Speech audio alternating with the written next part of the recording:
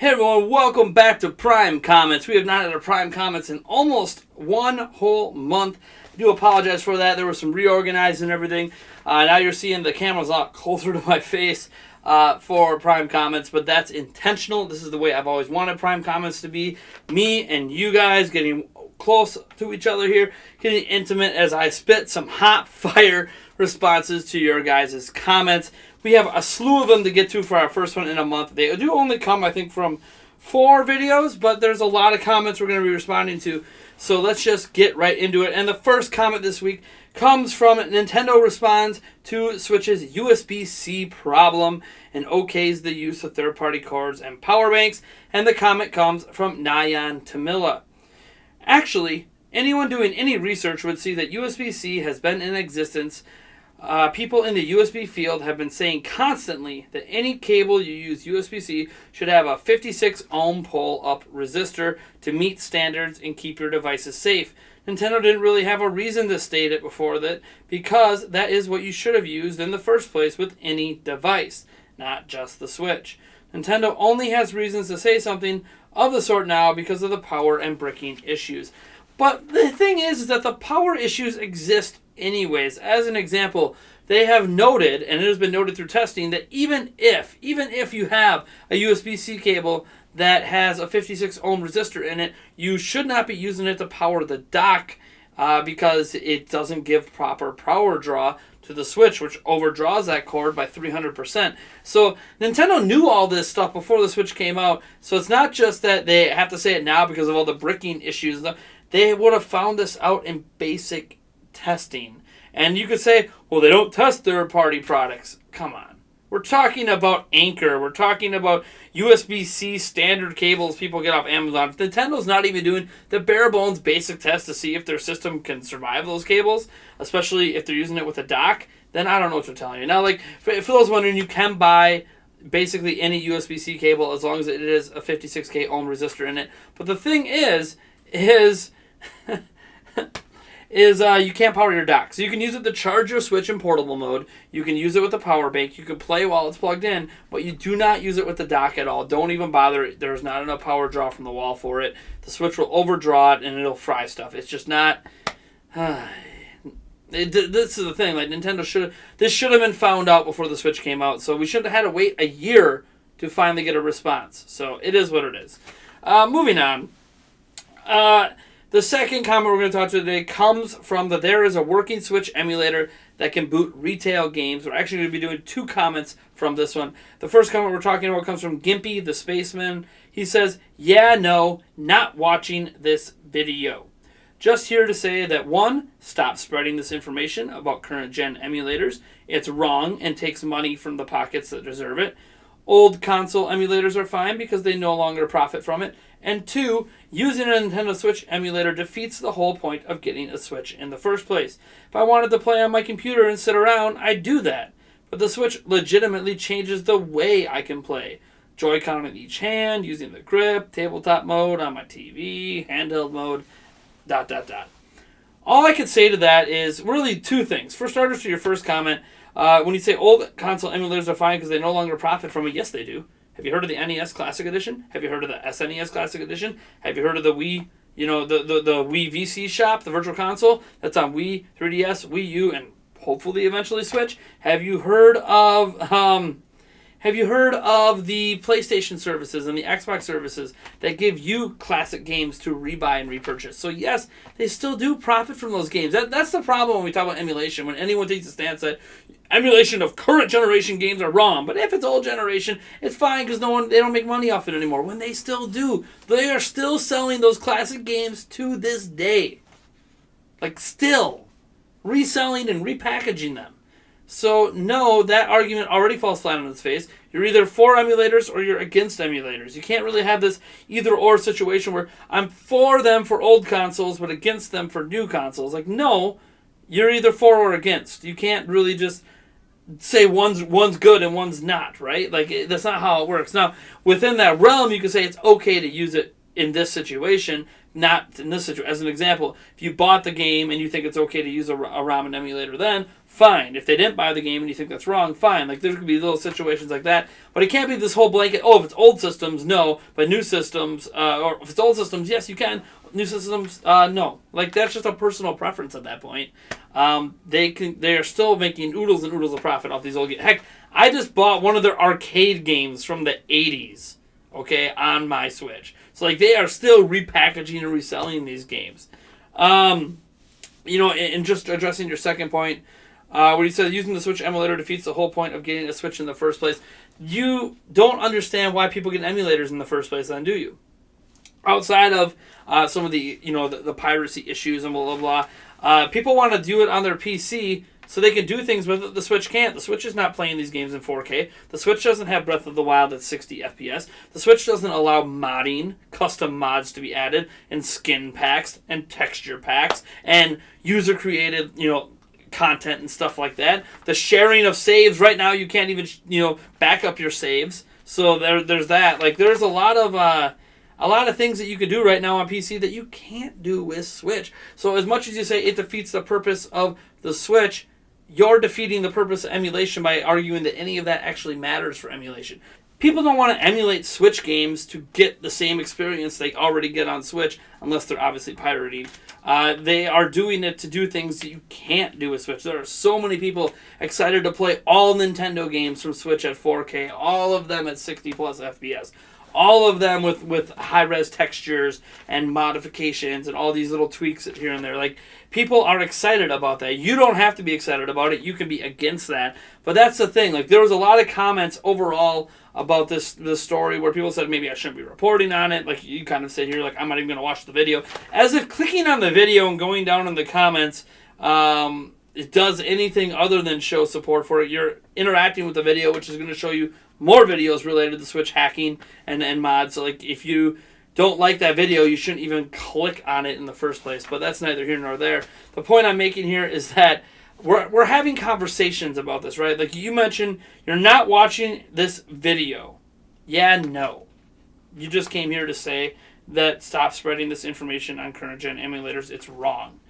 Like, it's fine for you to hold that opinion, and I respect that you have that strong stance that it is wrong, but you can't say that and then be okay with it in other situations. It's either all okay or it's not okay, because they're all existing for the same reason. People aren't getting emulators of NES, SNES, and stuff just to play their old games. They have access to their old games in multiple legal methods.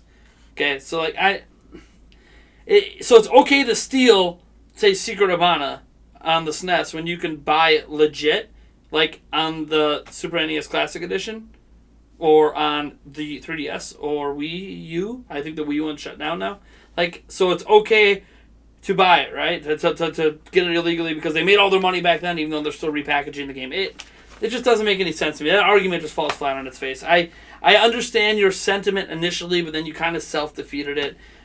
Reality is that we're going to report on stuff like this because it's happening. It's important, regardless of whether or not you like the news. It still needs to be spread. It still needs to be made aware that it's happening. Not just for those interested in it, but even for those that aren't interested in it. You know, if you're staunchly against it, at least you know it exists and you know what to tell your friends that you don't want doing it, not to do.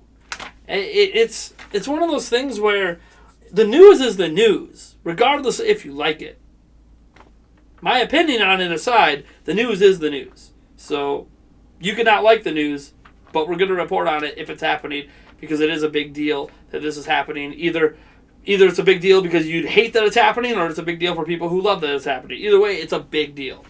Moving on. I think I actually noted there was 2 comments from that one. I was talking about question 3, or really video 3, and that is the first look at Wolfenstein 2 and Dark Souls on Switch, Spyro Trilogy skipping Nintendo. And the first comment comes from Wilson Pellet, and he says, "Dude, your channel is so awesome that I am honestly surprised that after a year and a half it only has 32,000 subs. #dated comments." If we're being completely fair, this channel was taken over. It used to be the Zelda Informer YouTube channel, and it's existed since 2008. So this channel has been around almost since the dawn of YouTube. But beyond that, if we're being honest, we have only gained about 15 to 18,000 subs since the channel was taken over full-time by Nintendo Prime. And we took it over and really only started doing it every single day back in August. So we haven't even been doing our normal daily stuff for that long. If you think about, August, September, October, November, December, January, May, March, January, February, March, April. I mean, about 9 months or so, we've been doing this every day. And in that time span, as I said, we gained about 18,000 subs or so, 15 to 18. Like, that's great. This is basically a 15 to 18,000 sub channel. Just in our first 9 months on the market, we weren't really there. Like, we had videos coming out back when Switch released and blah, blah, blah, but like we were just sporadically creating content. We weren't dedicated to anything. So, hasn't been a year and a half, and it also, I'm pretty happy with the sub growth. I'm always going to agree that we deserve more subs, but I mean, it's all about that content, right? Like, I'm not going to force people to subscribe. I hope people like our content enough when they check out a video that they subscribe, or if they don't, but they catch another video, maybe they like that one and they subscribe. We have different vibes here. Like, Prime Comments here is a different vibe from Prime News, and all of that has a different vibe from our night streams, and all of that has a different vibe from, say, when I go on a rant or I have a discussion piece or whatever the case may be. I try to create different vibes and different things we do. And then there's also the, I've only done it once so far, but, oh man, I already erased it, the Arguing with Myself series. There's going to be at least one more of those coming this year when I, when I basically have the camera I need to pull it off correctly. But that has a completely different vibe from everything else. Like, I am kind of spreading my channel thin, but everything's semi-relatable because it's all me. It's the content I want to make. So thank you so much for subscribing. I hope we get more subscribers. Hope YouTube makes it so our subscribers actually see our content, because right now, I just checked the stats, only 4.2% of all views on our channel come from subscribers. 4.2%. That is insanely low. Anyways, moving on. The next comment from that same video we're going to talk about comes from David Brown. And he says, "You're a moron." That's a good way to always start. Waiting for the Switch version. Do you like playing games less than what they can run at and the things they can do? Do I like playing games at less than they can run at and the things they can do? The thing is, I'm a PC tech enthusiast for a reason. I obviously like my games at 4K. I like my games at 8K. I like my games crazy high resolutions with 100 plus FPS in the ideal world. I wish I had a GTX 1080 Ti. I use a GTX MSI Gaming X 1070 is what I'm using right now. And that can do 4K. I can't quite hit 60 in every game, but I can do 4K gaming at a good frame rate. And in many ways, I do that. I have an i7 6700K, which is more than enough to run at high frame rates. It's just... The thing is just because I can doesn't mean that the PC environment's providing me everything that I want. Right now, I've been on record as saying this, and this isn't just homerism coming out for Nintendo. I want every game in existence moving forward to come out on Switch. Why do I say that? Not just because I love the platform, but because the platform is providing a convenience for me that PC cannot. My desktop is amazing, but my laptop isn't at the same power level. So, like, if I go from my desktop to my laptop with a game, even with cross saves and everything, some of my games don't even run on my laptop. Let alone at those high frame rates and high resolutions. I have to make sacrifices to take my PC gaming on the go, and it's not convenient. Whereas Switch, it's docked right now on my TV. I'm literally looking at it. Right over there is my dock Switch, and if I'm playing on my TV and I want to go on the go, I literally just pick the thing up out of the dock and walk away. It's a convenience that no other platform has right now. Literally zero platforms on the market provide that kind of convenience. Gaming laptops, some of them with docking systems come close, but those are bigger and bulkier and not as convenient to take with you and keep gaming. Like, I'm not going to go for a walk and be playing on my laptop. I'm not going to put one of those shoulder bar strap things and hold it up here and type away and walk. That just seems dangerous to me. It's dangerous enough with a Switch and a phone when you're on walks, let alone doing it with a laptop. So that's kind of the thing, whereas I waited on the Switch version, even though I could get a better version of it for probably cheaper, because that convenience matters to me a lot. The whole reason I'm personally able to game a lot more today than I was, say, 5 years ago is because of Switch, because it's allowing me to game in situations where I normally didn't really have an option beyond 3DS, and even then I really wasn't that into huge 3DS games, besides like 2 or 3 of them because I like console experiences. Now I get that with Switch. So you might say, oh, the sacrifices maybe aren't worth it, the 720p or the sub HD or the 30 FPS or whatever. But like, I just care that a game is fun. And the thing is, I enjoy Doom quite a bit. So I know I'm going to enjoy Wolfenstein 2: The New Colossus quite a bit as well. So you might prefer things to be better. You have an ability to do that. But why would people want to play it at lesser than what it could be? Because that lesser than what it could be is providing something that the more than what it is on Switch can do. Anyways, moving on to the last video comments we're going to take. I think we have 3 from this video. So hold on to your butt cheeks over there. The comments come from the video, Wolfenstein 2 on Switch is great. Haters, can you please move on? Thanks. This is actually kind of a nice follow-up video after that comment I just read. And our first comment we're going to respond to comes from Rando Scrando. He says, why are people so hyped up about old games running like crap? Stop making excuses for underpowered tech. It does what it does. Play indie games in 5+-year-old ports. That's the weird thing. So you say, why are people so hyped about old-ass games running like crap? Stop making excuses. Like, it plays indie games in 5+-year-old ports. But that I don't understand that comment at all. Explain this to me, Rando Scrando. So it only plays indie games in 5+-year-old ports, but we are playing NBA 2K18 last year, day and date, same release. WWE 2K18, granted, it's a hot mess. I know it's a hot mess. It's a bad example, but we still got it. We're getting the new Colossus, Wolfenstein 2, probably, less than a year from when it released, so not 5+ years ago. We got Doom a year after it came out, so only a year-old port of a current-gen game. We got LA Noire Remastered at the same time everyone else got it. Skyrim was actually, that fits in that criteria, 5+ years old. And you can argue LA Noire and Dark Souls does as well. But again, these are the remastered versions that the other platforms are getting at the same time. So is that really knock on Switch when it's coming to all platforms? I don't really think it's a valid argument. Skyrim right now is the biggest argument you have for those 5+-year-old ports. That's what I don't get. You personally think the platform is best for indie games and 5+-year-old ports, but then you're ignoring all the other games it's getting. Like, why are people so hyped about these games? Because these aren't old games. People are hyped about Wolfenstein 2 on Switch because it's not a 5+-year-old port. People were hyped about NBA 2K18 at the time because it's not a 5+-year-old port. And they're going to be hyped about NBA 2K19 this year or Call of Duty or anything else that comes because it's not like a 5+-year-old port.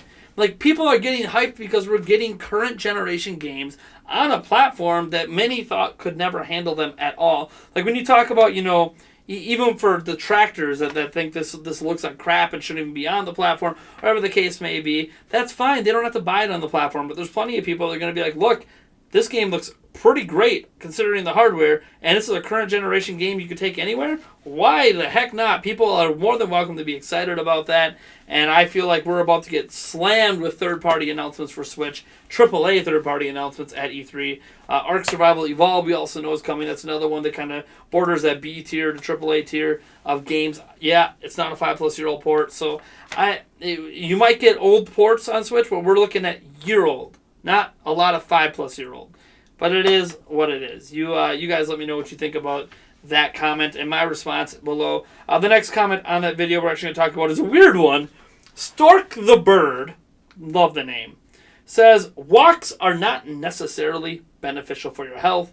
Then he kind of gives you the meh face. What?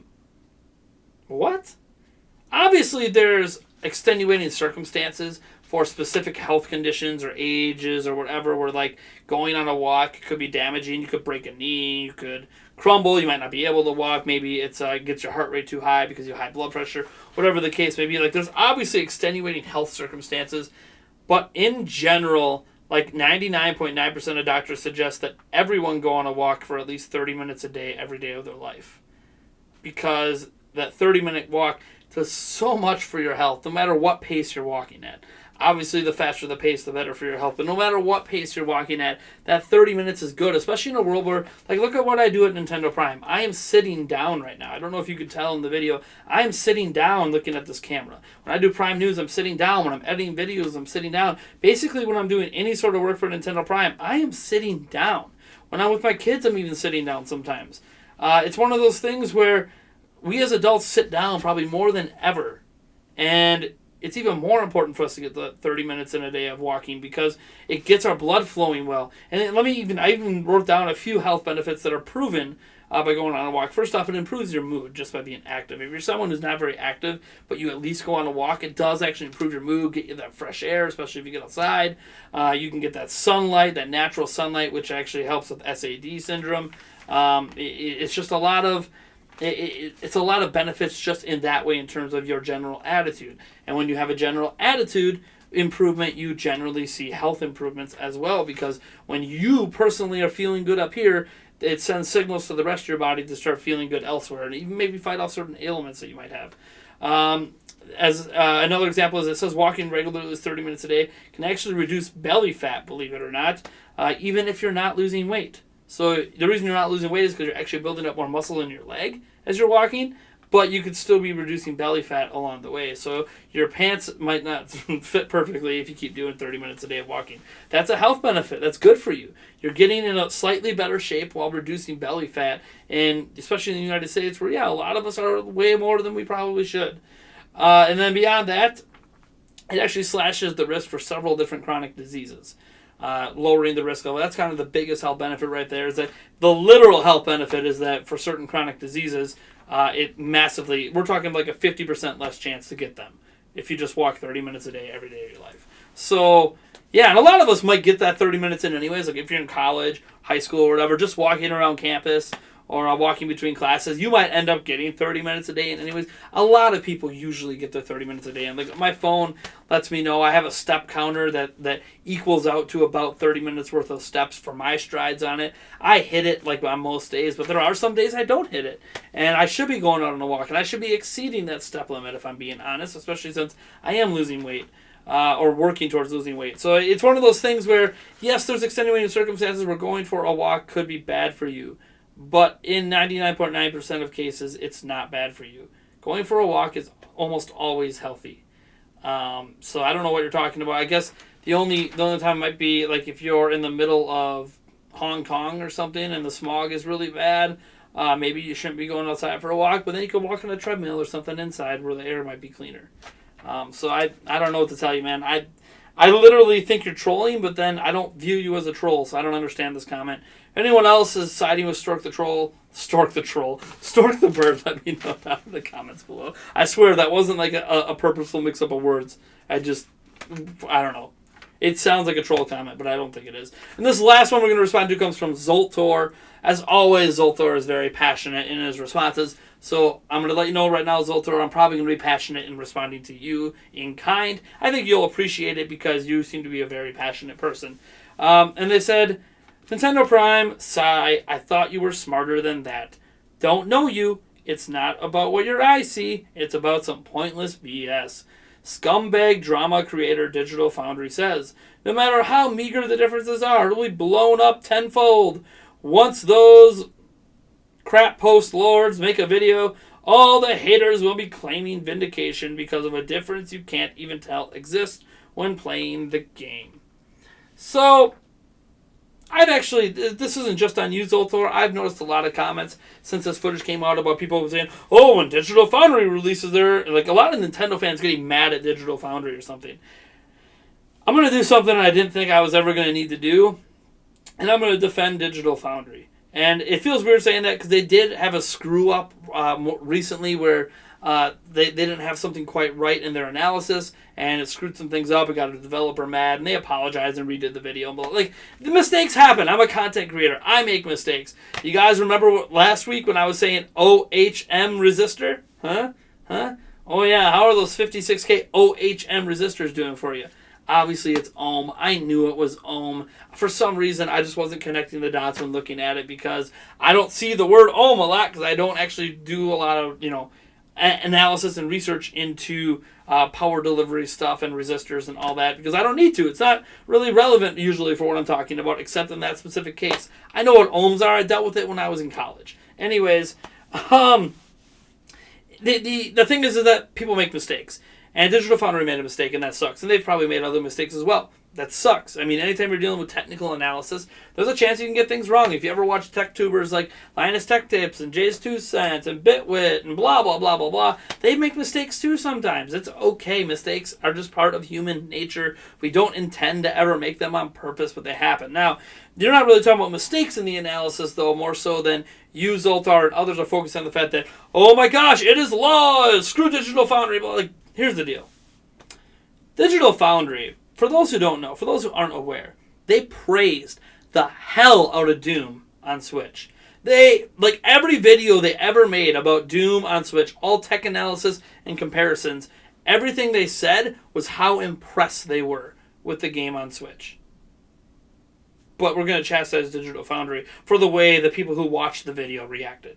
We're going to chastise Digital Foundry for the meatheads, the PC elitist, the Sony elitist, the Xbox elitist, the elitist gamers out there. We're going to chastise a company doing a tech analysis and linking the meatheads as being Digital Foundry. No, that is stupid. And you know, here's one way I can tell you how stupid it is. I love Digital Foundry. I'm a PC tech enthusiast. I'm not. Oh, do you guys consider me a meathead when it comes to this stuff? Do you guys honestly think that I fit in that category of being a meathead? I'm serious. Do I? Because I love Digital Foundry stuff. I just ignore the comments on the video because there's going to be a lot of idiots out there. Who cares what the idiots say? I cared what Digital Foundry said. So they would say, oh, it would dip below 30 FPS. Oh, sometimes it would drop below sub HD. But damn does it look good, damn does it have all the AI, does it have all the characters, and over the time they kept saying, it doesn't really matter, it feels like Doom. Okay. So I listened to the Digital Foundry, and they told me that Doom on Switch is really damn good, and guess what? Doom on Switch is really damn good! So you know what they're probably going to say about Wolfenstein 2, the new Colossus on Switch? It's really damn good! But because it's sub 30 FPS and runs at sub HD at times, and some meatheads out there are going to use this as posterizing about how terrible the Switch is, and blah, blah, blah, blah, blah, blah. That means Digital Foundry is a piece of shit. Get that crap out of here. Come on, Zoltar. Come on, Nintendo fans. Let's be smarter than this. Digital Foundry is not to blame for the way idiots talk about Nintendo. Idiots are looking for any possible fuel they can to bash Nintendo. It's kind of like how some of us, not me in particular, but I know there's some of you out there that are always looking for a way to attack Sony or a way to attack Microsoft or PC elitists or any other fans. Like maybe you're looking for a way to attack the meatheads and the idiots out there. I just don't care about any of that crap. Stop caring what they have to say, and it's not a big deal. And just look at what Digital Foundry does on its surface level. And the surface level is they're providing you tech analysis, which is important for some people when they're making purchasing decisions. Maybe you're someone like me that owns a gaming-capable PC, and you own a Switch, and you realize, oh, look, sometimes it hits 22 FPS. I personally don't want a game like that, so I'm just going to go buy the game for cheaper on PC and be done with it. But that's okay. That doesn't make me a meathead. That makes me an informed consumer making a decision based on the way I want to play the game. How I enjoy games. There's nothing wrong with that. And that's kind of the thing I'm looking at here, is Digital Foundry has praised the hell out of Nintendo games on Switch. Praised the hell out of third-party games on Switch. But we're going to sit here and get mad at them because the idiots out there are bitching away? Who gives a crap what they have to say?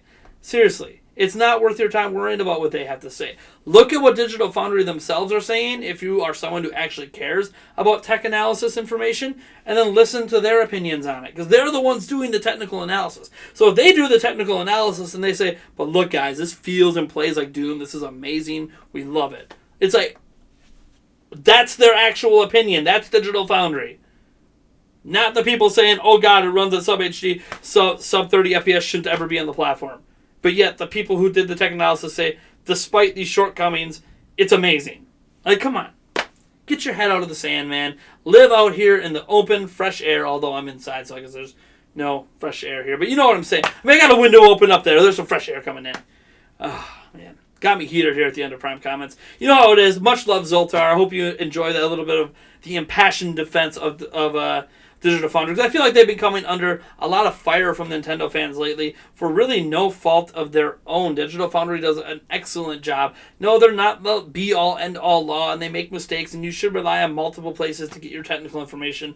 But they generally do a really damn good job, and they present it really well. They give their opinions, throughout the video after they present you the facts, and yeah, that's kind of like what I do with the news. I don't know what the issue is. Like, Do you guys like say that I influence the whole gaming community? Like, idiots are going to be idiots. There's nothing you can do about that. Digital Foundry provides a useful service to the video game industry, and I am thankful that it exists. Anyways, folks, I am Nathaniel Jans from Nintendo Prime, and if you like this video, you know what to do. And if you dislike the video, hit that dislike button. Subscribe for more content, and I'll catch you guys in the next one.